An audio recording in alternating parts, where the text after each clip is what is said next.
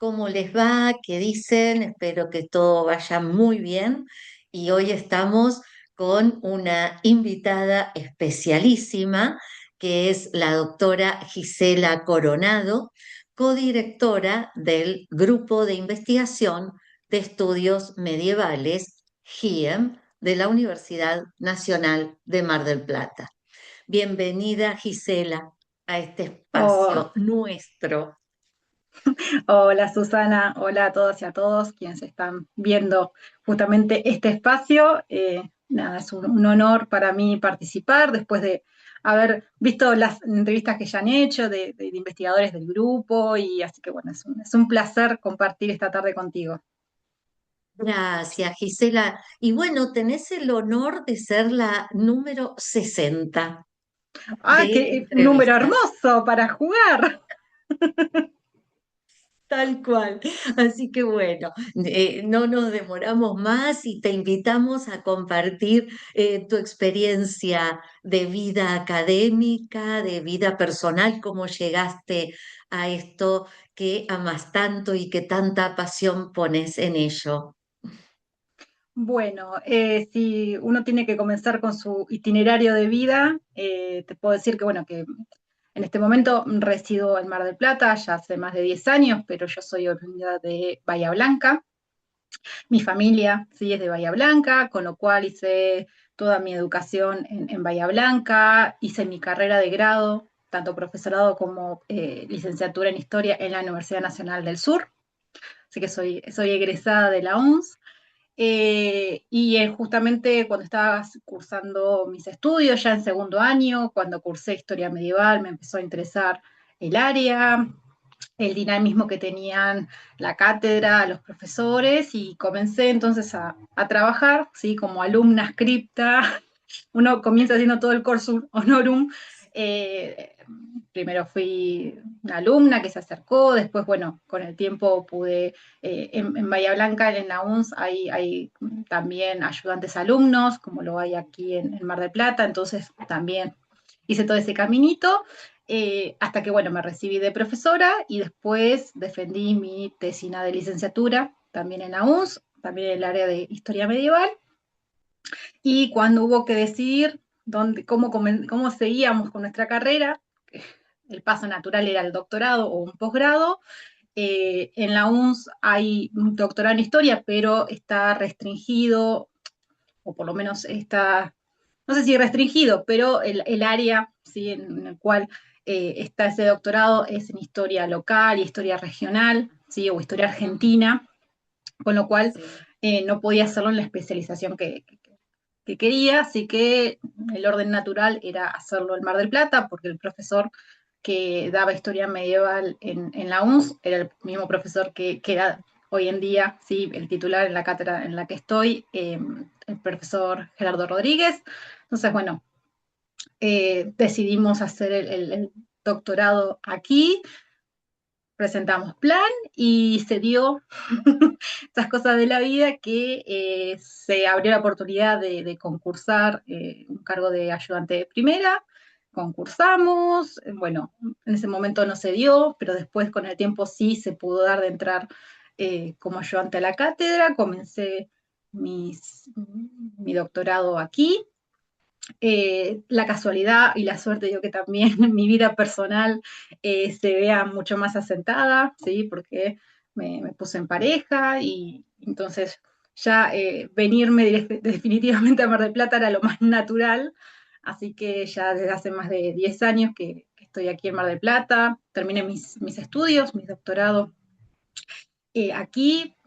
También pude obtener una beca de finalización de doctorado en CONICET, que me permitió terminarlo. Y un ayudante siguió a un JTP y de un JTP surgió a un adjunto. Así que bueno, esa finalización. Después también tuve la oportunidad de hacer mi postdoctorado también, una beca postdoctoral en CONICET. Y desde 2022 soy profesora adjunta en la Universidad del Centro de la Provincia de Buenos Aires, ¿sí? En lo que sería Maravilloso. historia medieval y lo que sería historia moderna, historia general 3, historia general 4, así que estoy ahora en ambas, ambas universidades. Perfecto. Contanos un poco cuál es tu tema de la tesis y de especialización. Bien, digamos, el germen de mi tema de investigación comenzó desde bien temprano, desde la tesina de licenciatura, que nos propusimos trabajar un área como era la historia de España, en particular la historia de Castilla, de la Baja Edad Media, siglos XV, XVI, eh, y buscando, sí, bueno, posibilidades como para hacer eh, desde Argentina, ¿sí? Porque también hacer historia medieval o historia de España, en un momento en donde todavía no estaba tan eclosionado el tema de los repositorios en línea, ¿sí? Claro, exacto. Ah, Sí, Era 2000, 2012, 2011, 2012, parece reciente, pero en términos digitales sí, eh, es un mundo a lo que hoy tenemos disponible. sí, Entonces, buscando esto, bueno, a ver qué podríamos tener a mano, ¿sí? ¿Qué fuentes uno podría tener a mano? En este caso eran, bueno, fuentes éditas de Castilla. Y hay siempre algo que me había llamado la atención o que a mí me interesaba analizar cuando uno veía la historia, los sujetos históricos, era el cuerpo. ¿Sí? Nosotros siempre veíamos sí, los hechos, los procesos, pero un poco se nos escapaba lo que sentían esos sujetos, esos hombres exacto. y mujeres de otros tiempos. Entonces siempre me interesaba esa beta corporal, podríamos decir, y eso me llevó a caer en un concepto que es como el de paisaje sonoro, ¿sí? De ver, bueno, siempre decimos, bueno, lo visual tiene preponderancia, ¿sí? En nuestra vida, pero bueno, queda de otros sentidos, ¿no? Y en esto de qué quedan otros sentidos, el auditivo, los sonidos, el oído me llamaba la atención y bueno, empezar a explorar a ver si se podía ver la historia, o se podía escuchar la historia, podríamos decir, Sí, ¿no? Y sí se podía, con este concepto eh, que aparte llegar a este concepto también fue muy azaroso, porque uno busca, pero también necesita que otros marquen. Y siempre me acuerdo que en un concurso de ayudante alumno, esto que yo te decía que había tenido, una profesora del área de metodología, ¿sí? Esos concursos donde tiene que haber jurado de otras disciplinas, eh, terminábamos el concurso, entonces me pregunta qué estaba trabajando, entonces yo les decía que estaba buscando esto de ver los sentidos, y me dice, ¿trabajás con el concepto de paisaje sonoro? Yo ahí dije, no. Ah, bueno, fíjate, y ahí fue como que, bueno, encaminé el tema que venía un poco medio azaroso y a partir de ahí entonces comencé a trabajar esta beta de los estudios sonoros, la historia. El resultado fue mi tesina sobre el paisaje sonoro de ciudades castellanas y eso me dio pie a plantear mi tesis de doctorado, ¿sí? Que seguir trabajando con ese corpus y ahí uno ya va entrando en un mundo que se amplía, ¿sí? Ya no es un mundo solamente de la historia, sino es un sí, mundo de, en este caso, los estudios sensoriales, la antropología, la sociología, los estudios sonoros en particular, y, y plantear una tesis de doctorado era, bueno, ampliar no solamente lo teórico-metodológico, sino también ampliar el rango temporal y documental. Entonces ahí se planteó de, bueno, es válido preguntarse si se puede construir o reconstruir un paisaje sonoro del pasado.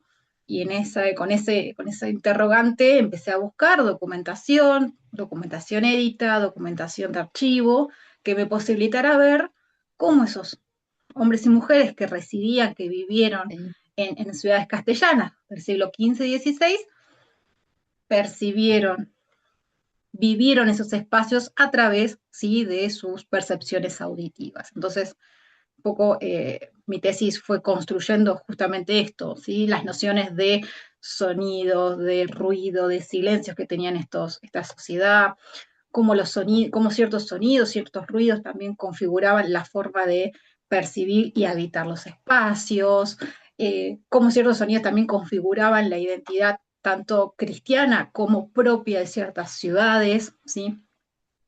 Cómo pleiteaban, ¿sí? Estos Claro, vecinos por los ruidos molestos que hasta hoy en día, claro, digamos, uno lee, que a mí me fascinó leer un documento, aparte esta documentación inédita de archivo, que tuve la posibilidad en 2013 de viajar a España para hacer un curso y ir a los archivos, pero después, un tiempo después, con el portal Pares se abre un mundo y entonces aún no puedo consultar mucho más documentación y darse cuenta que hay problemas que son transversales a la humanidad, como es el entrar en conflicto con los vecinos por los ruidos molestos. sí, Y eso es algo que me asombró y me sigue asombrando como sigo encontrando esas pequeños datos que nos dicen que la humanidad cambia, pero no tanto en algunos puntos. exacto. Entonces, fue como, bueno, mi tesis fue sobre el paisaje sonoro ya de todo el reino de Castilla, ¿sí? Analizando las ciudades más importantes de todo el reino, y de ahí ya empezamos a derivar, bueno, una vez que uno se asienta en un sentido, o por lo menos en una, en una percepción, ya después se siente a gusto como decir, bueno, vamos a ver qué pasa con el resto de los sentidos, ¿no? Entonces, Claro, desde hace algunos años ya estamos trabajando en la experiencia sensorial completa, ¿sí? No solamente de las ciudades, sino también de cómo, cómo esa experiencia sensorial ayuda, influye a la construcción del poder regio en particular, ¿sí? También como hay una exacto. performatividad desde el poder para movilizar, ¿sí? Esa identidad y ese poder hacia, ¿sí? La monarquía. Así que estamos en ese trayecto. Muy es genial. Bueno, esto lo hemos hablado en alguna oportunidad, pero volvemos a ello porque es esto que vos decías, ¿no? Recorrer estas ciudades, que afortunadamente hay varias en España, que se mantienen casi intactas, por decirlo de algún modo, y permiten recrear esos sonidos, como vos decías, ¿no? E incluso en algunos casos que esos sabores también, ¿no? Y los olores están... vos hablabas de esta interrelación, ¿no? Y se mantienen presentes porque hay lugares por los que uno camina que se sigue oliendo el aguabá, ¿no? Por ejemplo, y los ruidos de los postigones y los carros por las calles y demás. Sí, sí, no, no, es muy interesante porque uno lo piensa desde el siglo XXI, con todos los adelantos, Claro, pero hay datos que permanecen, más en ciertas comunidades más chicas, como decís, en donde el espacio no ha cambiado, ¿no? Uno no, piensa, no sé, en Ávila, ¿no? claro, Eh, Allá el año pasado, no, en 2024, tuve la oportunidad, por cuestiones de estancia de investigación, me fui hasta Ávila y uno llega y dice, primero, bueno, las murallas, ¿no? Dice, wow. Entonces, las pero murallas, ya sí, te da un dato de que hay un espacio que no se ha modificado tanto. Entonces, uno va al casco histórico, entra a ese casco sí, histórico y la disposición, por lo menos, del espacio material no ha cambiado mucho, ¿no? Entonces no, uno se pone a pensar, y yo me ponía a pensar, bueno, ¿qué conflictos yo había visto, cómo había visto? Y ahí sale a decir, bueno, en Ávila se pleiteaba por ciertos sonidos, dónde estaba la catedral, dónde estaba un oficio. sí, Y bueno, se puede como palpar, ¿sí? Un poco cómo se podía vivir, porque uno ve esas calles estrechas, esas sí, viviendas contiguas, entonces se hace un poco. Lo mismo si, no sé, se va a Granada o se va a alguna ciudad de sí, Andalucía, ¿sí? El olor a naranjo, y sí, uno lee, por ejemplo, viajeros, ¿sí? Del 15, del 16, extranjero, que lo primero que van a destacar, ¿sí? Cómo olía, sí, ¿sí? Sevilla. Y uno, claro, ahí sí. y puede entender un poco esa concepción. Sí, totalmente, ¿no? Esta cosa de los espacios, de las superposiciones, sí, sí, de estas casas adosadas y cómo se mantienen, ¿no? Y esos olores, yo estuve ahora hace poco en Sevilla y el olor de la lumbre, de las velas, y que en algunos rincones son casas museos que mantienen aquellos siglos, sí. Y qué has encontrado? ¿Qué es lo que más te ha llamado la atención en todo esto? Eh, siempre mi corazón siempre tira para lo auditivo, ¿no? Porque, pero bueno, Sí, si uno piensa, la experiencia sensorial es inter, digamos, es todo el cuerpo. ¿Sí? es Entonces, cuando todo. uno piensa en el oído, también, dependiendo qué evento, porque, por ejemplo, a mí me interesan mucho las entradas reales, ¿no? De los reyes cuando entran a las ciudades y Ajá, cómo tanto el consejo como la monarquía disponen, ¿sí? Se preocupan por ese protocolo, se preocupan de preparar el espacio, se preocupan por que la experiencia sea, ¿sí? Una experiencia que no pase desapercibida y ponen exacto. atención inconscientemente, porque no es que están pensando, bueno, vamos a usar los sentidos para, no, no, no, pero inconscientemente, ¿sí? Están creando una performatividad, porque se preocupan porque la ciudad esté aseada, porque la ciudad Sí, se recoja su basura, se cuelguen toldos, se vista lo mejor posible para recibir a los reyes, se esparzan eh, distintas hierbas aromáticas para el paso de, ¿sí? Toda sí, la comitiva, digamos, que hay toda una predisposición para que esa experiencia del poder también sea una experiencia del poder a través de los sentidos. Eso me sigue todavía asombrando en que porque aparte lo puede reconstruir desde la sí, documentación concejil, como el consejo pone esfuerzo, pone dinero, eh, como la monarquía manda esas cartas al consejo para que se haga, y tenemos después tenemos documentación de espectadores que estuvieron justo en ese momento, en este caso, no sé, ahora justo estoy trabajando con embajadores y visitantes en la península extranjeros, entonces ajá, podemos ir reconstruyendo este evento desde tres perspectivas distintas y ver, ¿sí? claro. Cómo hay una disposición de ese cuerpo, por lo menos de esos cuerpos, ¿sí? Que aparte podemos pensar en el cuerpo regio, en el cuerpo concejil, en los habitantes, en los extranjeros. Entonces, en este momento me está interesando ver esa triple mirada de un mismo Sí, evento. claro. No, es interesantísimo lo que estás relatando, porque uno a veces necesita, indefectiblemente diría, esa experiencia. Y pensaba, ¿no? En la entrada en los alcázares, por ejemplo, las carrozas que se mantienen de aquellos siglos y esos sonidos de las campanadas, de determinados instrumentos anunciando la llegada, ¿no? Del embajador Sí, también al pueblo. Y la salida del sí. pueblo vitoreando o rechazando a la persona que llega, a la invitada o invitado. No, sí, sí, sí, es interesante porque eh, aparte uno también lo puede ver hasta cómo va cambiando la relación de las ciudades con los reyes.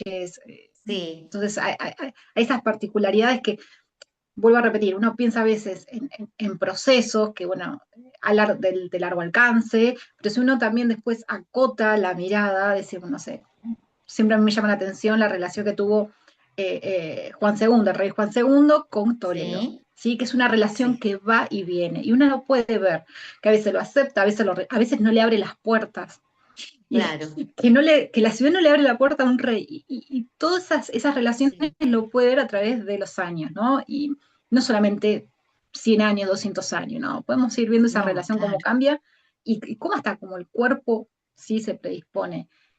Y cuando vos decías esto de las recreaciones, bueno, no sé si has visto la recreación que se hizo de la entrada de Carlos V y de la emperatriz Isabel en Sevilla hace poco por Sevilla, conmemoración sí, de su boda, el 1526. Y es fascinante porque así sea, no sé, el 10% de lo que podría haber sido esa experiencia, Exacto, ¿sí? tal Ya te cual. impacta. Te Sí, impacta cómo entraban las comitivas, cómo entraban todos ataviados con sus mejores sí, ajuares, con los músicos detrás. exacto. Tenemos entradas que se hacen en plena noche, entonces se iluminan con antorchas toda la ciudad y eso Sí, crea otra atmósfera. Entonces, si bien a veces las recreaciones decimos, bueno, eso no es realmente lo que pasó, pero te da por lo menos sí, esa sensación de decir cómo habrá sido ese impacto visual, sonoro, olfativo de tantos cuerpos en un mismo espacio. sí, tal cual. Y antes también habías nombrado Granada, ¿no? La llegada también de Carlos V y Sí, pretender la edificación de ese palacio tan diverso a lo que es el centro, ¿no? De la Alhambra, esa diferencia con el reino de Granada, ¿no? Y qué diferencia ese castillo de Carlos V y esa entrada, cómo habrá sido. Bueno, pero de hecho no pudieron destruir la otra construcción. Y esto que vos decías de los naranjos, sí, sí, que son necesarios, o sea, sin ellos es como que no estás en Andalucía, ¿no?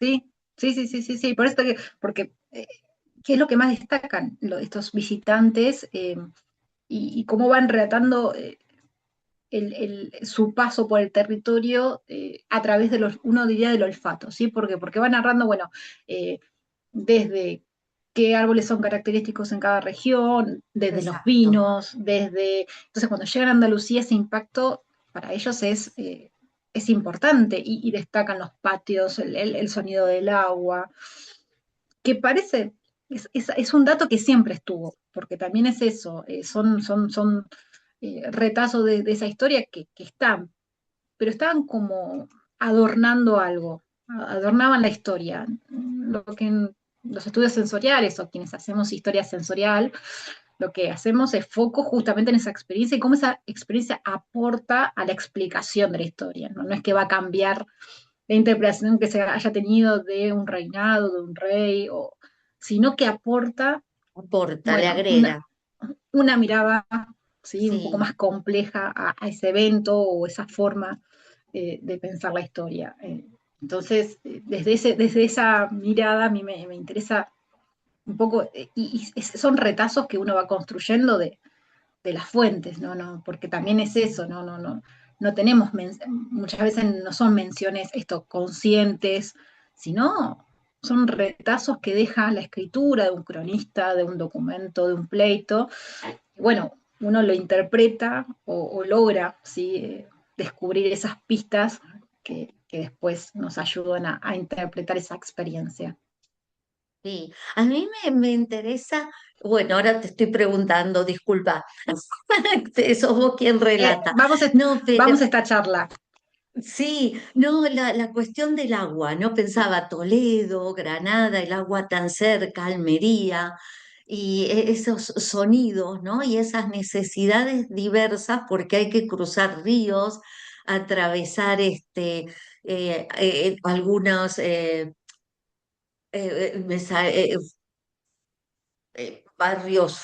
lugares forestados, y entonces esos sonidos también son diferentes. Los árboles que vos decías, no es lo mismo que suenen las hojas de un naranjo que, por ejemplo, los árboles que hay en Toledo, ¿no? Son sonidos diversos también, y en ese momento no había tanta invasión sonora, o sea, había invasión sonora, pero diferente a la que tenemos hoy. Exacto. Sí, hasta uno hasta piensa la disposición del clima, ¿sí? Entonces, Claro, no es lo mismo el sonido ambiental de Zaragoza con esas exacto. temporadas de vientos que en la llanura, que en montaña. Eh, Ahora hace poquito estaba justo terminando un trabajo sobre Madrid y claro, si se pone en un plano de Madrid, Madrid bajo medieval, y ve, claro, la disposición de los ríos, de los arroyos, sí, claro, uno lo ve al Madrid actual y dice, no, bueno, pero... Y eso tenía que ver con la disposición de las puertas a alcantarilla, toda la exacto. reglamentación que hay con respecto a las fuentes, el tratamiento del agua. Y entonces ahí podemos ir rastreando un Sí. poco de esa convivencia y esa vitalidad que tenía la ciudad, en donde su espacio geográfico, en este caso el agua, influía también hasta en su paisaje sonoro.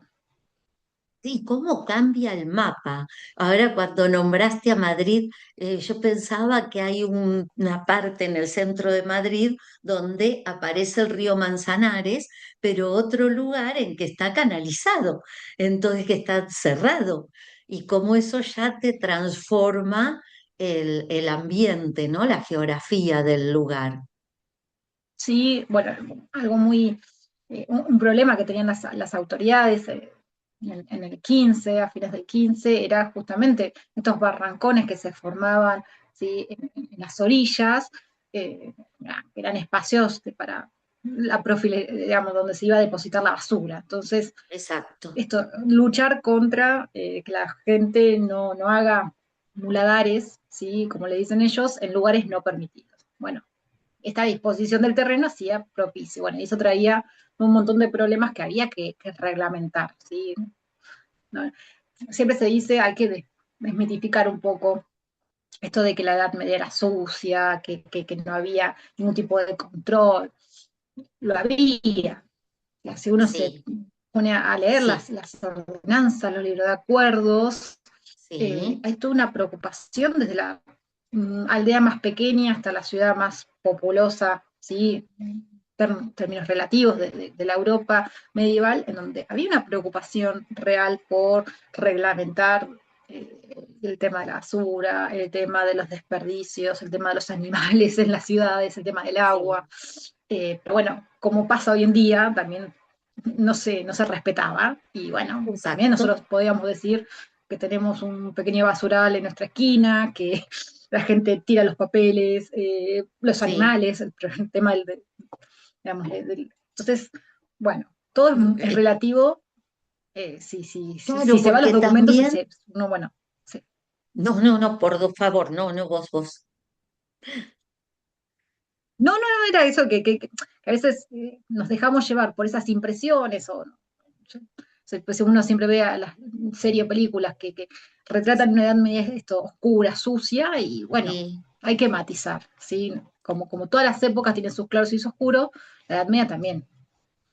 claro, porque es lo que iba a conversar con vos, era esta cuestión que también hay todo un prejuicio acerca del desarrollo científico en este periodo, ¿no? Durante lo que llamamos Edad Media, y sobre todo como si no hubiese existido desarrollos médicos, como si no se conocieran cómo se desarrolla una peste y a través de qué viene, y por eso había que controlar esos espacios de basurales, ¿no?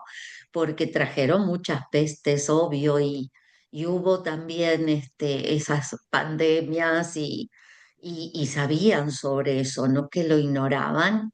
Entonces también allí hay Hay toda mucho prejuicio.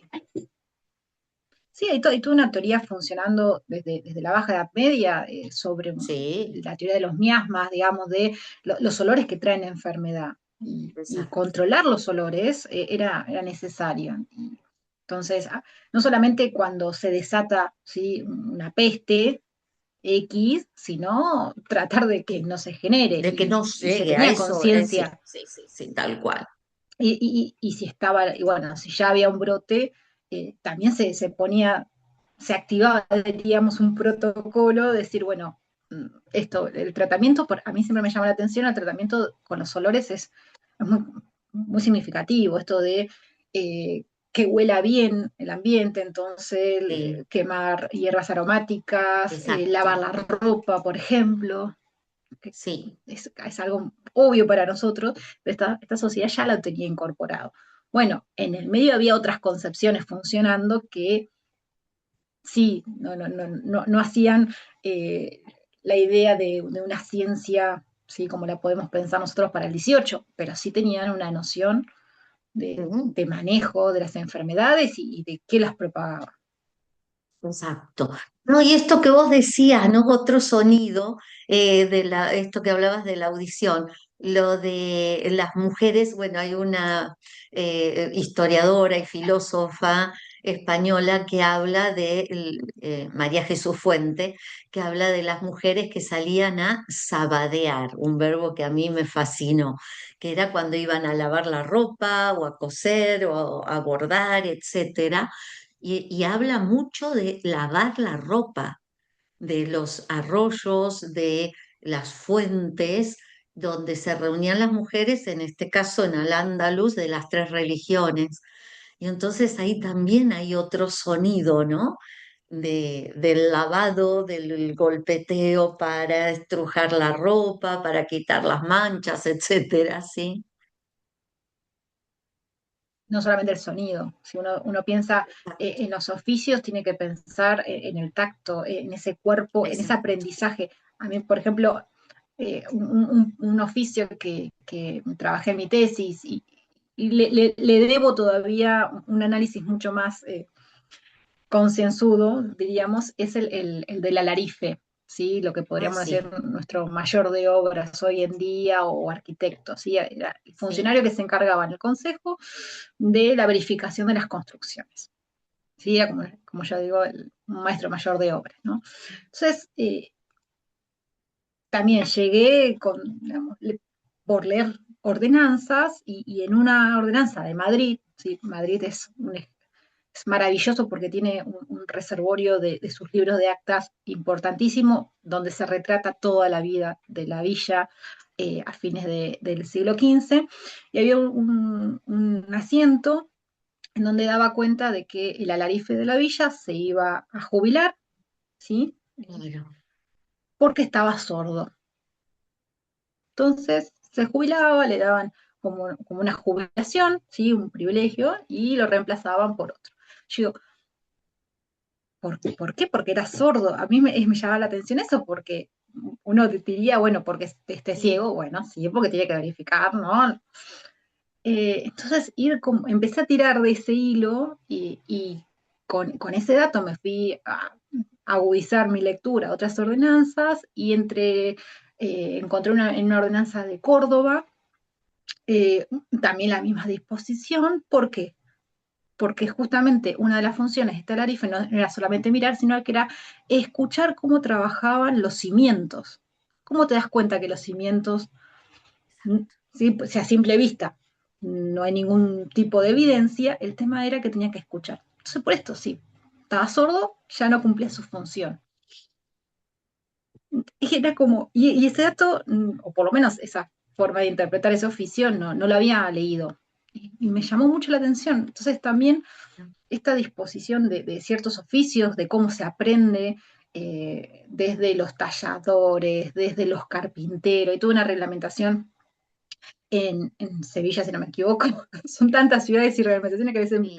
uno se va perdiendo, pero hay ciudades que son importantes porque fueron importantes en su momento, entonces tienen como documentación que registra, eh, que da cuenta de, bueno, qué habilidades tienen que tener cada oficio, ¿no? Entonces el carpintero, bueno, tiene que ser esto sensible al tacto, tiene que saber cómo es la madera cuando toca, y es algo que a mí me fascina porque es evidencia que se puede poner en contexto y en diálogo con la historia social, la historia económica, Sí. y agrega esto del trabajo de los oficios, ¿sí? El aprendizaje, quiénes podían ser, ¿sí? Porque también es eso, es la disposición, no todo el mundo podía, tenía que pasar un examen, Exacto. bueno, y el cuerpo en eso Exacto. a veces ha quedado, ¿sí? No ha sido un objeto de análisis eh, en ese oficio, ¿sí? Entonces, más allá de cómo estaba reglamentado su actuación, sino bueno, también ponerle el cuerpo, podríamos decir, a ese oficio. Exacto. Gisela, bueno, un placer escucharte, impresionante y mil preguntas porque hay temas que son muy comunes y cosas que uno ha leído desde otro ámbito, pero que tienen que ver con esto. Y nos quedan 4 minutos todos para vos. Yo no interrumpo más. Un placer escucharte y ya te digo, te llenaría de preguntas. No, el placer todo mío, Susana. Es interesante estos espacios para esto, para comentar y dialogar, no tan formalmente, porque a veces, a veces los Sí. congresos, los coloquios, estamos como muy encorsetados en un tema, en el tiempo, Sí. y esto de estas charlas de gente que nos gusta la historia, nos gusta la filosofía, nos gusta la literatura, nada, el ser humano en su completud, así que es un gusto y fue un honor participar. No, para nosotras, nosotros, nosotres seguro, porque también esto de desmitificar que todo pasa hoy mucho por la vista, ¿no? Y entonces volver al oído, al tacto, y esto que contabas acerca de escuchar cómo se hace el cimiento, cómo se hace la casa. Sí, no, Sí. no, no. A mí siempre me gusta a veces abrir una conferencia o una clase, una charla con un pequeño fragmentito de un poema de García Lorca que decía, bueno, ¿cómo podemos reconocer a Granada? Y es esto, lo podemos reconocer por sus sonidos, por su mazapán, Entonces, Sí. claro, se puede recorrer una ciudad, ¿sí? Con los ojos vendados y reconocerlo. Entonces, siempre y esta sensibilidad que uno tiene para la historia también lo hace para uno mismo, de ser consciente de su entorno. ¿Sí?